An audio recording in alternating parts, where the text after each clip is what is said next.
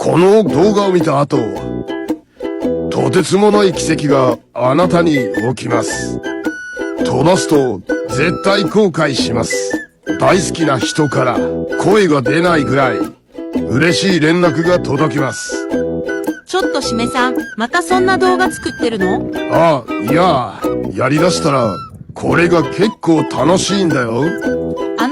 そんなことばかりしてないで、早くライブに戻ってくださいね。はい、すみません。